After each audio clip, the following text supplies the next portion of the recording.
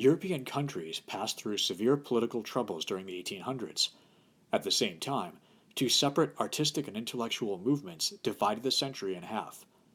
During the revolutionary period of unrest and nationalism in the early 1800s, thinkers and artists focused on ideas of freedom, the rights of individuals, and an idealistic view of history during the first half of the century. After the Great Revolutions of 1848, the political focus shifted to men who practiced realpolitik. Similarly, intellectuals and artists expressed a realistic view of the world. In their view of the world, the rich pursued their selfish interests, while ordinary people struggled and suffered. At the beginning of the 19th century, the Enlightenment idea of reason gradually gave way to another major movement, Romanticism. Romanticism was a movement in art and ideas. It showed deep interest both in nature and in the thoughts and feelings of the individual. In many ways, Romantic thinkers and writers reacted against the ideals of the Enlightenment. Romantics rejected the rigidly ordered world of the middle class. They turned from reason to emotion, from society to nature. Nationalism also fired the Romantic imagination. For example, a fighter for freedom in Greece, Lord Byron also ranked as one of the leading Romantic poets of the time. Romantics expressed a wide range of complex and sometimes contradictory ideas and attitudes.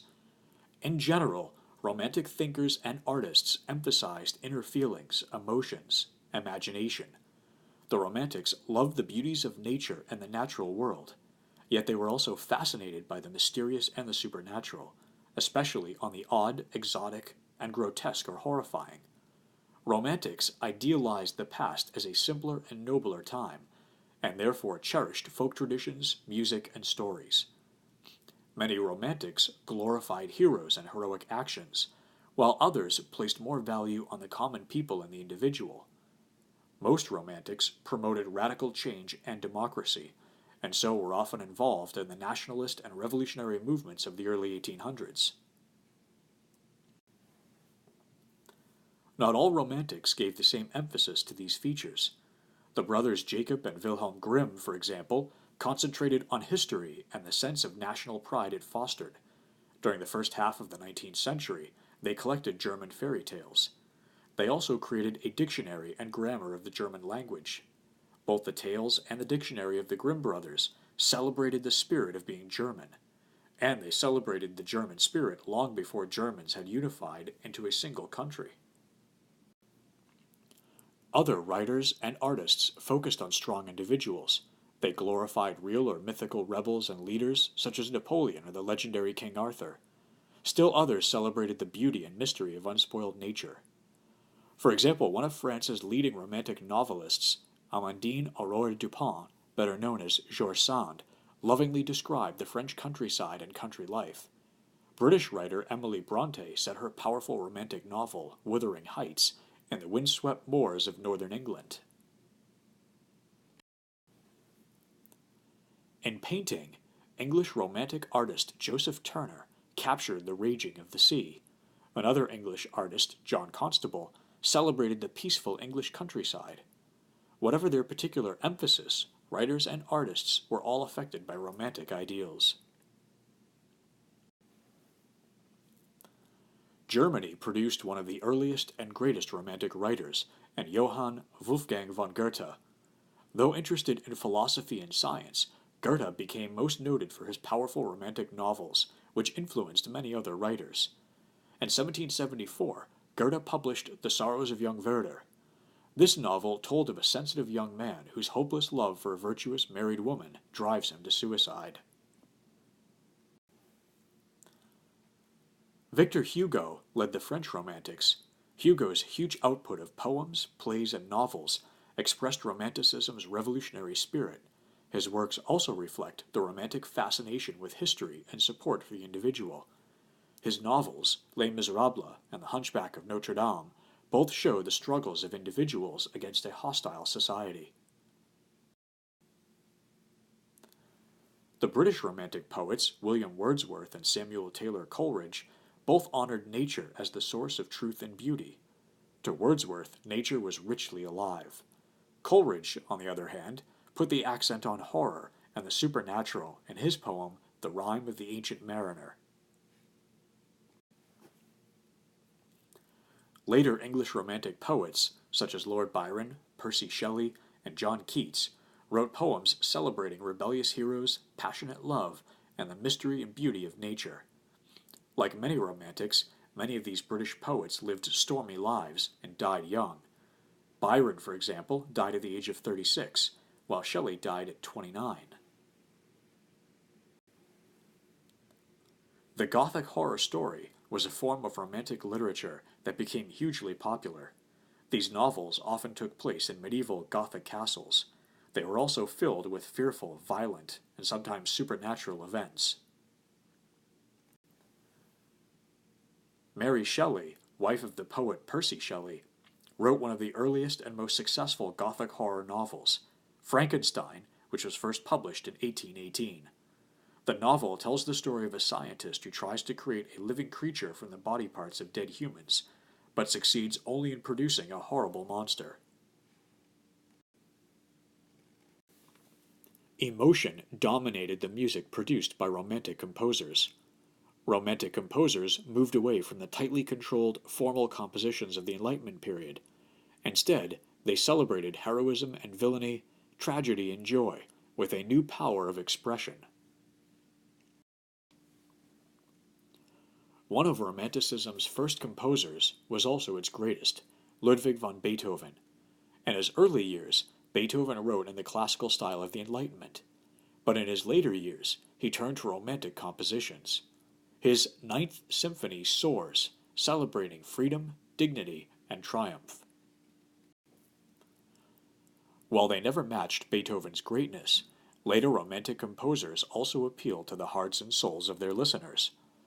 Robert Schumann's compositions are filled with joy and merriment. Like many Romantic composers, Felix Mendelssohn drew on literature, such as Shakespeare's A Midsummer Night's Dream, as the inspiration for his music. Polish composer and concert pianist Frédéric Chopin was popular both with other musicians and the public. Chopin's compositions, such as his first and second piano concertos, contain melodies that are still familiar today. Romanticism made music a popular art form. As music became part of middle-class life, musicians and composers became popular heroes of Romanticism. Composer and pianist Franz Liszt, for example, achieved earnings and popularity equal to that of today's rock stars. By the middle of the 19th century, rapid industrialization had a deep effect on everyday life in Europe, and this change began to make the dreams of the Romantics seem pointless. In literature and the visual arts, realism tried to show life as it is, not as it should be. Realist painting reflected the increasing political importance of the working class in the 1850s. The growing class of industrial workers lived grim lives in dirty, crowded cities. Along with paintings, novels proved especially suited to describing workers' suffering. The interest in science and the scientific method during this period encouraged this realistic approach to art and literature. Science operated through objective observation and the reporting of facts. A new invention, the camera, also recorded objective and precise images. In the same way, realist authors observed and reported as precisely and objectively as they could. Realism and literature flourished in France, with writers such as Honoré de Balzac and Émile Zola. Balzac wrote a massive series of almost 100 novels entitled The Human Comedy. These stories detail the lives of over 2,000 people from all levels of French society following the Revolution. They also describe in detail the brutal struggle for wealth and power among France's business class. Zola's explosive novels scandalized France at the end of the 1800s. He exposed the miseries of French workers in small shops, factories, and coal mines. His revelations shocked readers. His work spurred reforms of labor laws and working conditions in France. The most famous English realist novelist was Charles Dickens. Dickens created unforgettable characters and scenes. Many were humorous, but others showed the despair of London's working poor. In this passage, from Dickens' popular novel Little Dorrit, the author describes the gloom of working-class life. It was a Sunday evening in London, gloomy, close, and stale. Melancholy streets and a penitential garb of suit steeped the souls of the people who were condemned to look at them out of windows, in dire despondency. No pictures, no unfamiliar animals, no rare plants or flowers, nothing for the spent toiler to do but to compare the monotony of his 7th day with the monotony of his 6 days, think what a weary life he led, and make the best of it. Realist artists reacted against the dreams of the Romantics. These artists believed that their art should portray people as they really were, not as they should be. The Winnowers, by Gustave Courbet, the most famous realist painter, shows the world of everyday work. The winnowers are removing hulls from newly harvested grain. The work was hard and tedious. Courbet does not romanticize the work or the people performing it, but records it all with detail and precision. As realist painters and writers detailed the lives of actual people, photographers could record an instant in time with scientific precision. The first practical photographs were called daguerreotypes. They were named after their French inventor, Louis Daguerre. Daguerre was an artist who created scenery for theaters. To improve the realism of his scenery, Daguerre developed his photographic invention. The images produced in his daguerreotypes were startlingly real and won him worldwide fame. Daguerreotype prints were made on metal. However, the British inventor William Talbot invented a light-sensitive paper that he used to produce photographic negatives. The advantage of paper was that many prints could be made from one negative. The Talbot process also allowed photos to be reproduced in books and newspapers. Mass distribution gained a wide audience for the realism of photography. With its scientific, mechanical, and mass-produced features, photography was the art of the new industrial age. Beginning in the 1860s, a group of painters in Paris reacted against the realistic style. Instead of showing life as it really is, they tried giving their impression of a subject or a moment in time. For this reason, this style of art came to be known as Impressionism. Fascinated by light, Impressionist artists used pure, shimmering colors to capture a moment seen at a glance. Impressionism was most popular in France.